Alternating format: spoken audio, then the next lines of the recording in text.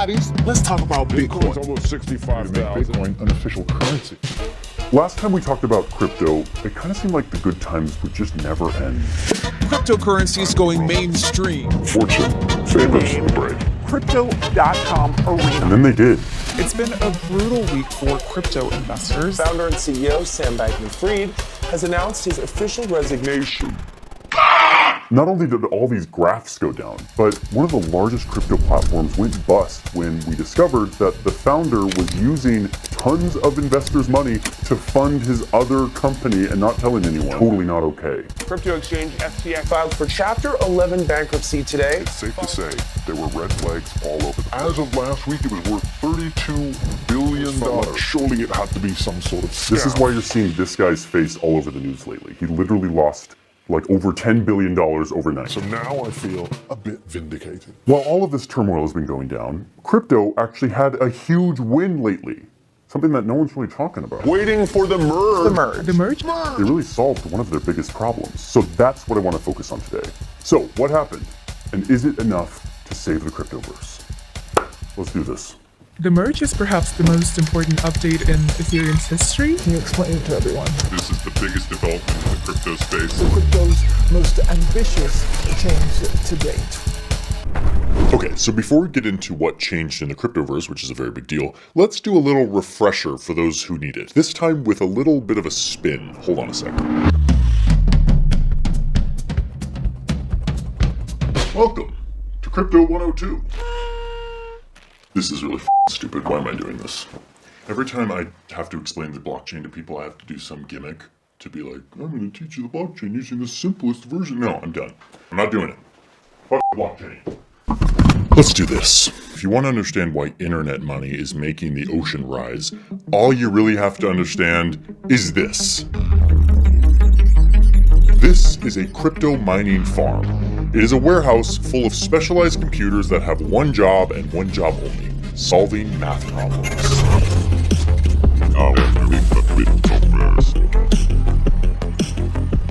These things are all over the world. Hell, I was in a Swiss bunker a couple weeks ago, and the guy I was interviewing had one of these things. Mining Bitcoin at the same time. Yeah. Is this just another way for me to slip in Switzerland to a video that's completely unrelated? It totally is. Any chance I have, I will mention my favorite country. Anyway, these machines all over the world are sitting here racing against each other to solve a complicated math puzzle first. And if you're the lucky computer that solves one of these complicated puzzles, you win the race. And that allows you to verify what's called a block, which is just a little box of data. On the Bitcoin blockchain, for example, this block is only 1 megabyte of data. It's just big enough to hold like 2,000 transactions that people have made with their cryptocurrency. As you publicly verify this block of transactions, it gets added to a long chain of a bunch of other blocks that have been verified by the same math puzzle race process, and they sort of get strung together into a publicly available, totally verified chain of transactions, verified by fancy computers that do a bunch of math. It is called a blockchain. Wait, no, I'm not here to explain the blockchain. I'm supposed to be explaining this. So why would a bunch of people around the world pay a lot of money to make these big warehouses so that they can verify a math puzzle? Because if you're the one who owns the computer that successfully solves the math puzzle and verifies the block of transactions, you get rewarded. In the case of Bitcoin right now, you'd get 6.25 Bitcoins, which is like, I don't know, nothing more than $125,000. So yeah, there's a huge incentive for people to build these things and to mine all day for Bitcoin. Anyway, this race to complete math problems uses up a lot of processing power, a lot of energy.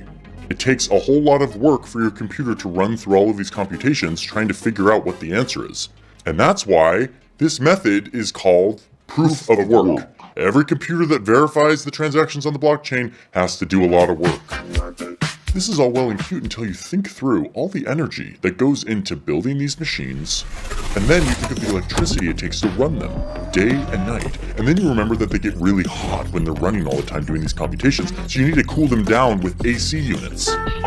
And then remember that most of the electricity we use today comes from burning hydrocarbons, which releases a nice thick blanket of CO2 into the atmosphere that warms the planet and contributes to the ongoing global warming crisis.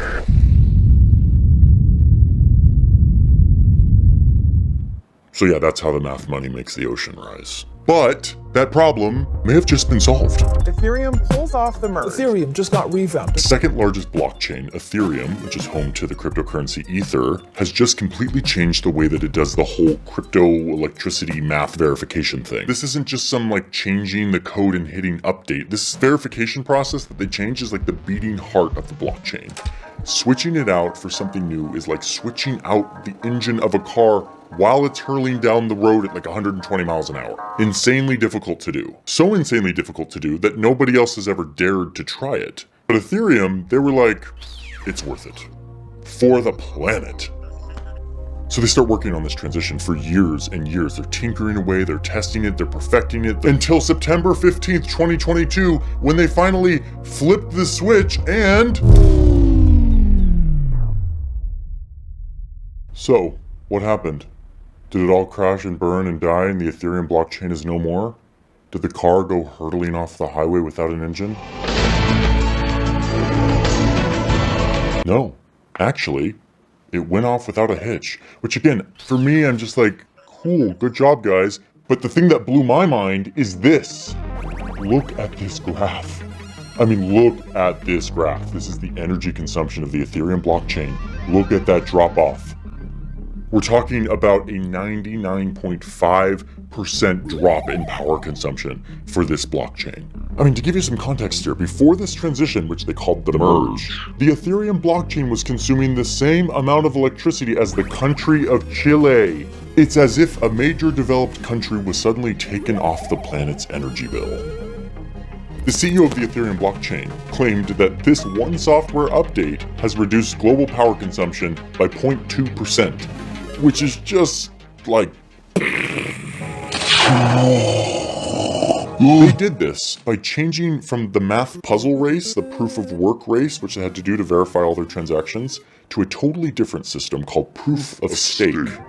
So now, instead of having a bunch of computers around the world racing each other, all sucking up energy to do this big math race, now every computer that wants to verify a block has to put in a stake, a small amount of cryptocurrency, that then puts you in the running to verify a block.